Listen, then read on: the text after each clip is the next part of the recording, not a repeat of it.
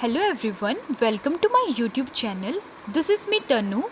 In this video, we will study about metabolic bond disorder. So, without any delay, let's start the video. So, metabolic bond disorder क्या होते हैं? Metabolic bond disorder के अंदर mainly जो bone की जो composition होती है वो reduce हो जाती है. Now, bone की composition, बोन किस किस चीज़ से कंपोज्ड होते हैं, किस किस चीज़ से मिलकर बने होते हैं. सो बोन में एक तो बोन मिनरल प्रेजेंट होते हैं एंड बोन मास प्रेजेंट होते हैं. बोन मिनरल जो कि बोन को हार्डनेस प्रोवाइड करते हैं एंड बोन मास जो कि बोन को डेंसिटी प्रोवाइड करते हैं. नाउ बोन मिनरल के अंदर आते हैं जैसे कैल्शियम हो गया, फॉस्फेट हो गया, विटामिन डी हो गया, ठीक है. एंड जो बोन मास जो कि डेंसिटी प्रोवाइड करता है बोन को, ठीक है. क्राउड होता है, क्राउड कह सकते हैं एक तरीके से, क्राउड प्रोवाइड करता है बोन को. नाउ अगर यही जो बोन की कंपोजिशन है यही रिड्यूस हो जाए, ठीक है, तो डिजीज़ देखने को मिलेगी पर्सन के अंदर, ठीक है. सो एक होती है ओस्टियोमलेशिक डिजीज़ एंड एक होती है ओस्टियोपेनिक डिजीज़. इस वीडियो के अंदर तो हम डिटेल में ओस्टियोपोरोसिस को ही पढ़ेंगे.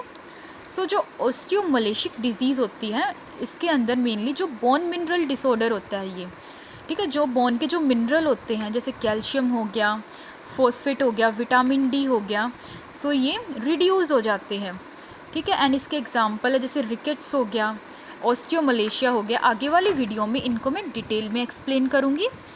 एंड नेक्स्ट, अगर बोन मास में रिड्यूस हो जाए तो उसकी वजह से होती है ओस्टियोपेनिक डिजीज़, ठीक है, बोन मास डिसऑर्डर होता है. एंड इसका एग्जांपल है ओस्टियोपोरोसिस. ओस्टियोपोरोसिस जिसमें बोन मास या बोन जो डेंसिटी होती है वो डिक्रीज़ हो जाती है. एंड ओस्टियोपोरोसिस साइलेंट थीफ भी कहते हैं इसको. एंड इस वीडियो के अंदर हम सबसे पहले ओस्टियोपोरोसिस को डिटेल में पढ़ेंगे, ठीक है. एंड ओस्टियोपोरोसिस के बाद हम रिकेट्स को, ओस्टियोमलेशिया को डिटेल में पढ़ेंगे. सो जैसा कि मैंने बताया, जो मेटाबॉलिक बोन डिसऑर्डर है इसके अंदर दो टाइप ऑफ डिजीज़ आती है. फर्स्ट है osteomalacic disease and second osteopenic disease. So osteomalacic disease होती है, इसके अंदर जो बोन मिनरल होते हैं जैसे कैल्शियम, फॉस्फेट हो गया, ये रिड्यूस हो जाते हैं, ठीक है. इनका डिसऑर्डर होता है, ये बोन मिनरल का डिसऑर्डर होता है. इसके एग्जांपल जैसे रिकेट्स हो गया, देन ओस्टियोमलेशिया हो गया. सेकंड है ओस्टियोपेनिक डिजीज़. जो ओस्टियोपेनिक डिजीज़ होता है ये बोन मास का डिसऑर्डर होता है. इसके अंदर मेनली जो बोन का जो मास होता है वो अफेक्ट होता है, वो डिक्रीज़ हो जाता है, ठीक है. सो इसका एग्जांपल है ओस्टियोपोरोसिस. एंड इस वीडियो के अंदर हम डिटेल में ओस्टियोपोरोसिस के बारे में पढ़ेंगे. सो ओस्टियोपोरोसिस क्या होता है? ओस्टियोपोरोसिस एक मेटाबॉलिक बोन डिसऑर्डर होता है, ठीक है, एक क्रोनिक मेटाबॉलिक बोन डिसऑर्डर होता है. इसके अंदर जो बोन मास होता है वो डिक्रीज़ हो जाता है, ठीक है. जो बोन की जो डेंसिटी होती है वो डिक्रीज़ हो जाती है जिसकी वजह से. एंड ऑस्टियोपोरोसिस क्या होता है? Chronic metabolic bone disease in bone mass lead to decrease bone density, bone become more prone to fracture. So osteoporosis एक क्रोनिक मेटाबॉलिक बोन डिजीज़ होती है. सो ऑस्टियोपोरोसिस एक बोन मास की डिजीज़ होती है, ठीक है. मेनली जो बोन का जो मास होता है उसको अफेक्ट करती है ऑस्टियोपोरोसिस. एंड इसकी वजह से क्या होता है, जो बोन की जो डेंसिटी होती है वो डिक्रीज़ हो जाती है, ठीक है, जिसकी वजह से जो बोन है वो फ्रैक्चर के ज़्यादा चांसेस इंक्रीज़ हो जाते हैं बोन के, ठीक है, मोर प्रोन हो जाता है फ्रैक्चर, क्योंकि जो अगर बोन मास डिक्रीज़ हो जाएगा तो ज़्यादा चांसेस रहेंगे फ्रैक्चर के, ठीक है. इसलिए ओस्टियोपोरोसिस के जो पेशेंट होते हैं उनमें ज़्यादा चांसेस रहते हैं फ्रैक्चर के, क्योंकि उनका जो बोन मास होता है वो डिक्रीज़ हो जाता है, डेंसिटी डिक्रीज़ हो जाती है. Next we will study pathophysiology. So pathophysiology क्या होती है ओस्टियोपोरोसिस की? Increase osteoclastic activity and decrease osteoblastic activity. So जो ओस्टियोक्लास्ट की एक्टिविटी है वो इंक्रीज़ हो जाती है ओस्टियोपोरोसिस के अंदर. ओस्टियोक्लास्ट कौन से सेल होते हैं? ओस्टियोक्लास्ट वो सेल होते हैं जो कि बोन को डिस्ट्रॉय करवा देते हैं, बोन का रीसॉप्शन करवा देते हैं, ठीक है, ये बोन ईटिंग सेल होते हैं. एंड जो ओस्टियोब्लास्टिक एक्टिविटी होती है वो डिक्रीज़ हो जाती है ओस्टियोपोरोसिस के अंदर. ओस्टियोब्लास्ट वो सेल होते हैं जो बोन फॉर्मिंग सेल होते हैं, जो कि बोन को फॉर्म करते हैं. तो अगर ओस्टियोब्लास्ट की एक्टिविटी डिक्रीज़ हो रही है और ओस्टियोक्लास्ट की एक्टिविटी इंक्रीज़ हो रही है, ठीक है, तो इसी वजह से ओस्टियोपोरोसिस देखने को मिलता है। क्योंकि जो ओस्टियोक्लास्ट की एक्टिविटी बढ़ रही है तो ज़्यादा फ्रैक्चर के चांसेस रहेंगे, क्योंकि बोन को ज़्यादा अफेक्ट करते हैं, ठीक है, बोन का ब्रेक डाउन करवा देते easily. Now causes of osteoporosis. So next we will study causes of osteoporosis. First cause क्या होता है? Age. So after 45 year of age सबसे ज़्यादा चांसेस होते हैं ऑस्टियोपोरोसिस के, क्योंकि 45 ईयर ऑफ एज के बाद जो बोन मास होता है वो डिक्रीज़ होने लग जाता है, तो बोन मोर प्रोन हो जाते हैं फ्रैक्चर के। सेकंड होता है जेंडर। जेंडर के अंदर जो फीमेल होती हैं उनमें ज़्यादा चांसेस होते हैं as compare to male osteoporosis के, ठीक है, क्योंकि पोस्ट मेनोपोजल वुमेन होती है, मेनोपोज के बाद जो एस्ट्रोजन का लेवल होता है वो डिक्रीज़ हो जाता है, ठीक है। एस्ट्रोजन की डेफिशिएंसी की वजह से ऑस्टियोपोरोसिस होने के बहुत ज़्यादा चांसेस होते हैं, उसकी वजह से जो बोन मास होता है वो डिक्रीज़ हो जाता है। थर्ड कॉज क्या होगा ऑस्टियोपोरोसिस का? माल न्यूट्रिशन। सो माल न्यूट्रिशन वाले जो पर्सन हैं जो न्यूट्रिशन लैक होता है जिनकी बॉडी में, ठीक है, जिनका या BMI 18.5 से कम होता है, उनमें ज़्यादा चांसेस होते हैं ऑस्टियोपोरोसिस के। Next one is hyper parathyroidism. So hyper parathyroidism में जो PTH है, पैराथायरॉयड हार्मोन, इसका लेवल इंक्रीज़ होता है, ठीक है, एंड जो कैल्सिटोनिन होता है इसका लेवल डिक्रीज़ होता है। नाउ अगर PTH का लेवल इंक्रीज़, जो मेनली जो PTH हार्मोन होता है ये ओस्टियोक्लास्ट सेल पर वर्क करते हैं, एंड जो कैल्सिटोनिन होता है ये ओस्टियोब्लास्ट सेल पर वर्क करते हैं, ठीक है।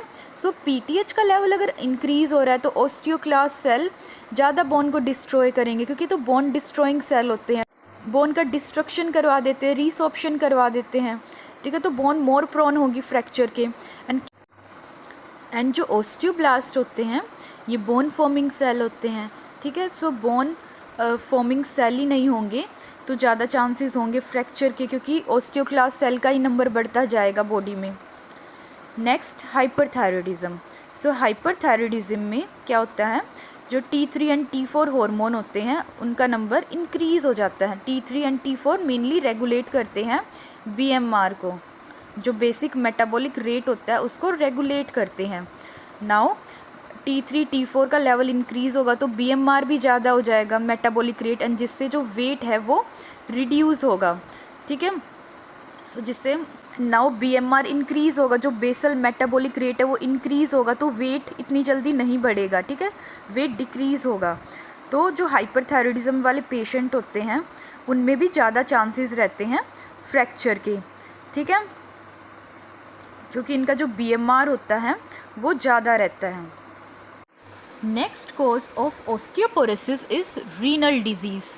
सो रीनल डिजीज़ का एक मेन साइन एंड सिम्टम होता है कि इसके अंदर जो ब्लड कैल्शियम लेवल होता है वो डिक्रीज़ होता है, ठीक है। जो किडनी डिजीज़ होती है जिन पेशेंट में किडनी से रिलेटेड, उनमें ब्लड कैल्शियम लेवल डिक्रीज़ रहता है, हाइपोकैल्शीमिया देखने को मिलता है, एंड हाइपर फॉस्फेटीमिया होता है, मीन्स फॉस्फेट का लेवल तो ज़्यादा होगा बट जो कैल्शियम का लेवल है वो कम होगा। नाउ कैल्शियम का लेवल कम है तो जो कैल्सिटोनिन का लेवल होगा वो डिक्रीज़ होगा, ठीक है। कैल्सिटोनिन वर्क करते हैं मेनली ऑस्टियोब्लास्ट सेल पर। नाउ जो ऑस्टियोब्लास्ट सेल है उनका लेवल भी डिक्रीज़ हो जाएगा, एंड जो PTH का लेवल होता है वो इंक्रीज़ रहता है, ठीक है, तो PTH का लेवल इंक्रीज़ होगा। Next cause of osteoporosis is renal disease. So renal disease के जो पेशेंट होते हैं या जिनमें किडनी से रिलेटेड कोई भी प्रॉब्लम होती है, कोई डिसऑर्डर होता है किडनी से रिलेटेड, उन पेशेंट के अंदर जो ब्लड कैल्शियम लेवल रहता है वो डिक्रीज़ रहता है। ये मेन साइन एंड सिम्टम होता है रीनल डिजीज़ वाले पेशेंट में, उनमें जो ब्लड कैल्शियम लेवल होता है वो डिक्रीज़ रहता है, मीन्स हाइपोकैल्शीमिया देखने को मिलेगा, एंड हाइपर फॉस्फेटीमिया देखने को मिलता है, ठीक है। फॉस्फेट का लेवल तो इंक्रीज़ रहता है एंड कैल्शियम का लेवल, ब्लड कैल्शियम का लेवल डिक्रीज़ रहता है। तो जो कैल्सिटोनिन हार्मोन का लेवल होगा, कैल्सिटोनिन हार्मोन जिसको थायराइड ग्लैंड प्रोड्यूस करता है, उसका लेवल डिक्रीज़ हो जाएगा, एंड PTH जो पैराथायरॉयड हार्मोन होगा इसका लेवल इंक्रीज़ हो जाएगा। अब PTH का लेवल ज़्यादा होगा तो PTH क्या करेंगे, जो ऑस्टियोक्लास्ट सेल होते हैं उनको इंक्रीज़ कर देते हैं, ठीक है। सो ऑस्टियोक्लास्ट बोन डिस्ट्रॉइंग सेल होते हैं। कैल्सिटोनिन मेनली ऑस्टियोब्लास्ट पर वर्क करते हैं, जैसा मैंने पहले भी बताया। तो ऑस्टियोब्लास्ट का लेवल डिक्रीज़ हो जाएगा इनमें। नाउ जो बोन फॉर्मेशन है वो अफेक्ट होगी इसके अंदर। Next cause of osteoporosis is Cushing syndrome. Patient on corticosteroid therapy, जो पेशेंट कॉर्टिकोस्टेरॉइड थेरेपी पर होते हैं, ठीक है, जिनकी कॉर्टिकोस्टेरॉइड थेरेपी चल रही होती है, उन पेशेंट में कशिंग सिंड्रोम होने के सबसे ज़्यादा चांसेस होते हैं। ठीक है, उन पेशेंट में कशिंग सिंड्रोम होता है एंड कशिंग सिंड्रोम भी कोज होता है ऑस्टियोपोरोसिस का। एंड नेक्स्ट पॉइंट, सो जिन पेशेंट का ऑर्गन ट्रांसप्लांट हुआ हो वो पेशेंट कॉर्टिकोस्टेरॉइड थेरेपी पर रहते हैं ज़्यादातर। एंड नेक्स्ट, जो बाइलेटरल एड्रीनेक्टमी हुई हो, जिसकी मीन्स बोथ जो एड्रीनल ग्लैंड हैं उनका रिमूवल होता है ये, तो वो पेशेंट भी लाइफ लॉन्ग स्टेरॉइड पर रहते हैं। सो जो कशिंग सिंड्रोम के पेशेंट होते हैं इसलिए उनमें भी ऑस्टियोपोरोसिस के ज़्यादा चांसेस रहते हैं। कशिंग सिंड्रोम भी कोज होता है ऑस्टियोपोरोसिस का।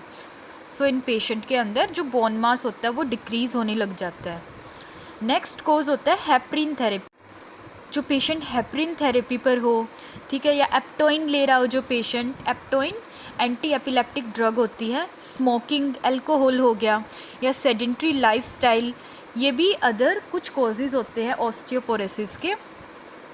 Next we will study diagnosis of osteoporosis. कैसे डायग्नोस कर सकते हैं ऑस्टियोपोरोसिस को? First one, blood examination. So blood examination की जा सकती है। सो ब्लड एग्जामिनेशन से जो नॉर्मल सीरम कैल्शियम लेवल हो गया, ब्लड के अंदर जो कैल्शियम लेवल को चेक किया जा सकता है, phosphate level, vitamin D level, PTH parathyroid hormone का जो लेवल होता है उसको चेक किया जा सकता है। ठीक है, नॉर्मल लेवल तो 10 to 55 पिकोग्राम पर ml होता है। एंड सीरम जो एल्केलाइज फॉस्फेट होता है उसका लेवल चेक किया जा सकता है। सो ब्लड टेस्ट परफॉर्म किया जाता है ऑस्टियोपोरोसिस को चेक डायग्नोस करने के लिए। सो नेक्स्ट कैसे डायग्नोस कर सकते हैं? Next one is DEXA scan. So DEXA scan क्या होता है? इसकी फुल फॉर्म होती है ड्यूअल एमिशन या एनर्जी एक्सरे एब्जॉर्प्टियोमेट्री। एंड ये कंफर्मेटरी टेस्ट होता है ऑस्टियोपोरोसिस का। इससे एसिस किया जा सकता है बोन मास को और डेंसिटी को। सो डेक्सा स्कैन के अंदर लो एनर्जी आयोनाइजिंग बीम का यूज़ किया जाता है। ये एक तरीके की आयोनाइजिंग रेडिएशन होती है। इसका यूज़ किया जाता है बोन की डेंसिटी को या बोन का जो मास होता है उसको एसिस करने के लिए, एंड जो बोन की जो स्ट्रेंथ होती है उसको एसिस करने के लिए इसका यूज़ किया जाता है। Next we will study about management of osteoporosis. Osteoporosis को कैसे मैनेज किया जा सकता है? First point, supportive management. So supportive management के अंदर इसके अंदर कैल्शियम सप्लीमेंट दिए जा सकते हैं, ठीक है, एंड विटामिन डी के जो सप्लीमेंट होते हैं वो दिए जा सकते हैं। प्रोटीन रिच डाइट दी जा सकती है पेशेंट को। जो कैल्शियम सप्लीमेंट है वो 1300 mg पर डे दिए जा सकते हैं। विटामिन डी के सप्लीमेंट 400 से 600 इंटरनेशनल यूनिट पर डे दिए जा सकते हैं। जैसा कि मैंने बताया, प्रोटीन रिच डाइट दी जा सकती है। नेक्स्ट मैनेजमेंट कैसे की जा सकती है? Hormonal replacement therapy. So hormone replacement therapy के अंदर जो एस्ट्रोजन हो गया, प्रोजेस्टेरोन हार्मोन हो गया, इनका रिप्लेसमेंट किया जा सकता है, ठीक है। एंड जो कैल्सिटोनिन हो गया, कैल्सिटोनिन का रिप्लेसमेंट किया जाता है। सो इसके अंदर कैल्सिटोनिन का रिप्लेसमेंट इसलिए किया जाता है ताकि जो ऑस्टियोब्लास्टिक एक्टिविटी है वो इंक्रीज़ हो सके। बट जो कैल्सिटोनिन होता है ये कॉन्ट्राइंडिकेटेड होता है जो कैल्सिटोनिन होता है जिनमें आयोडीन एलर्जी होती है, नेज़ल कंजेशन या डेविएटेड नेज़ल सेप्टम होता है, उन पेशेंट में ये कॉन्ट्राइंडिकेटेड है। नेक्स्ट मेडिकल मैनेजमेंट किया जा सकता है। मेडिकल मैनेजमेंट के अंदर बाईफॉस्फोनेट्स दिए जा सकते हैं, ठीक है। जो बाईफॉस्फोनेट्स होती है ये ड्रग ऑफ चॉइस होती है ऑस्टियोपोरोसिस की।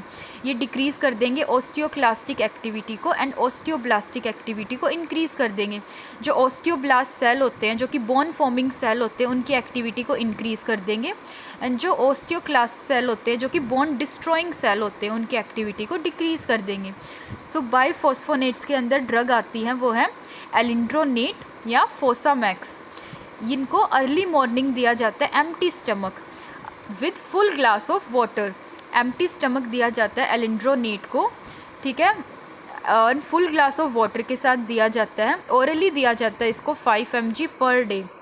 बट इसके कुछ साइड इफ़ेक्ट होते हैं, जैसे GIT डिस्टर्बेंस हो सकता है इससे। नेक्स्ट ईसोफेजाइटिस हो सकता है। ईसोफेजाइटिस मोस्ट कॉमन होता है, ये ईसोफेगस की इन्फ्लामेशन होती है। कॉन्ट्राइंडिकेशन, जो ईसोफेजियल डिजीज़ होती है जिन पेशेंट में, उनमें एलिंड्रोनेट जो मेडिकेशन है जो कि बाइफॉस्फोनेट है वो कॉन्ट्राइंडिकेटेड होती है। नेक्स्ट, एंड जो पेशेंट ये मेडिकेशन ले रहे हो उनको इंस्ट्रक्ट करना है, instruct patient to avoid lying down after up to 30 minutes after medication to prevent regurgitation. जो एलिंड्रोनेट मेडिकेशन लेंगे तो उनको इंस्ट्रक्ट करना कि मेडिकेशन लेने के बाद लेटना नहीं है 30 मिनट्स तक, ठीक है। इससे रीगर्जिगेशन प्रिवेंट होगी, मीन्स इससे जो रीगर्जिगेशन होगा या जो बैक फ्लो होगा वो प्रिवेंट होगा, ठीक है।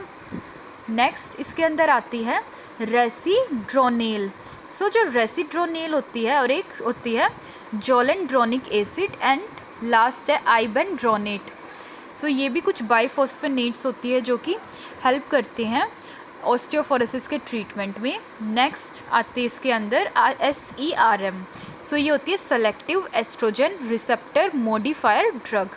इसका एग्जाम्पल है रेलोक्सीफेन। रेलोक्सीफेन मेडिकेशन आती है इसमें, 60 mg पर डे दी जाती है।